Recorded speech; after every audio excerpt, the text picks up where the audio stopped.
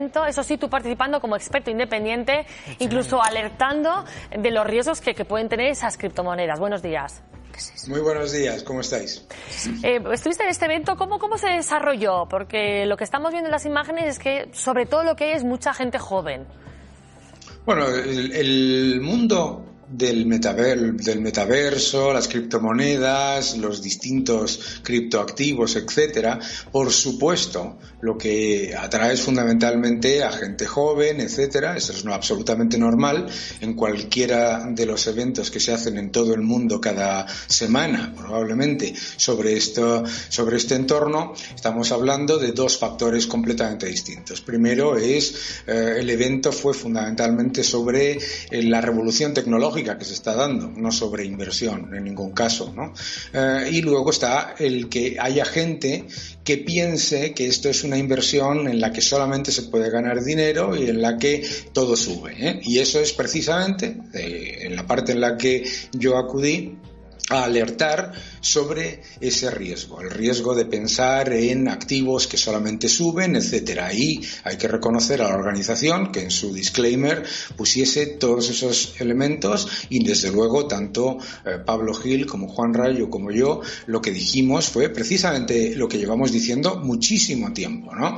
Que primero, el hecho de que un activo haya subido en el pasado no significa que vaya a subir siempre. Segundo, que un evento o que un activo financiero que no está regulado, el ciudadano tiene que saber que no cuenta con la supervisión de ese regulador. Que esté regulado tampoco significa que esté exento de riesgo. Ojo, esto es muy importante también con la gente. La gente debe entender que la regulación no exime ni reduce el riesgo, como sabemos en tantísimos activos regulados que se han quedado a cero.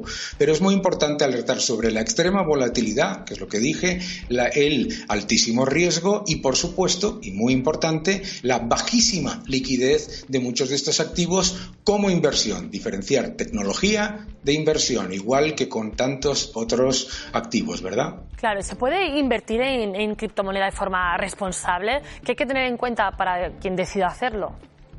El que decide invertir en criptomonedas, primero, debe saber que la probabilidad de perder todo su dinero es muy alta, ¿de acuerdo?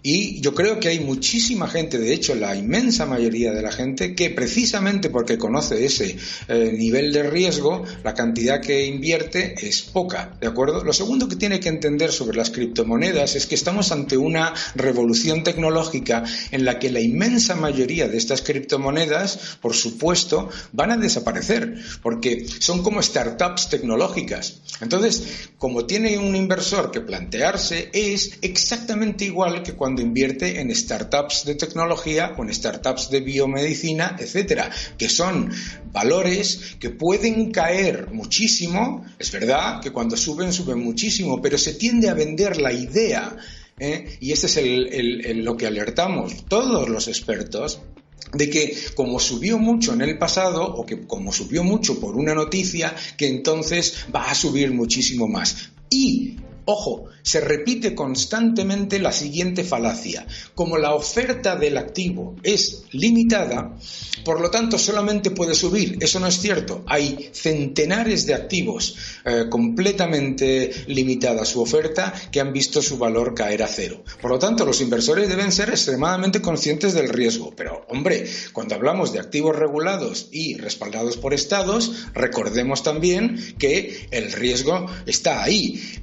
El peso argentino ha caído un 96% en los últimos 10 años, la lira turca un 90%, el real brasileño un 60%, el peso colombiano un 50%, el rublo ruso un 49% y el euro un 24% con respecto al dólar, cuando en ese periodo el Bitcoin estaba subiendo. Así que, por lo tanto, yo creo que lo que debemos ser conscientes es no existen las inversiones sin riesgo. Claro. Tampoco he escuchado a Eduardo decir la lotería, la que más riesgo tiene, por otro lado, ¿eh? O sea que, por lo tanto, seamos conscientes que estos activos son extremadamente volátiles, arriesgados y de bajísima liquidez. Y encima, si sumamos que no está regulado, aprovechamos que te tenemos, Daniel, para preguntarte sobre el otoño que se avecina. ¿Va a ser tan duro económicamente hablando? Bueno, yo creo que es muy importante y muy positivo, os voy a decir, que se diga que viene un invierno muy duro, ¿vale? Los grandes errores económicos y las grandes crisis que hemos vivido en España y en Europa ha sido por complacencia, ha sido por decir que aquí no pasaba nada, que el problema era de los americanos que eran tontos, que nosotros éramos los que la Champions League, etcétera, etcétera. Me parece un ejercicio absolutamente lógico de responsabilidad, que es el de tratar a los ciudadanos como adultos. Hay enormes retos, y nos enfrentamos a esos enormes retos fiscales, monetarios, en un entorno en el que no se puede acudir al subterfugio habitual, que era bajar los tipos y aumentar la liquidez por parte del Banco Central, porque la inflación está desbocada. Hablas, Daniel, de retos. Quería preguntarte sobre la subida del salario mínimo. Los empresarios acusan a Yolanda Díaz de ser poco empática. La ministra parece que tiene claro que tiene que llegar esa subida del salario. Vamos a ver. Primero, no está subiendo el salario mínimo, lo está bajando.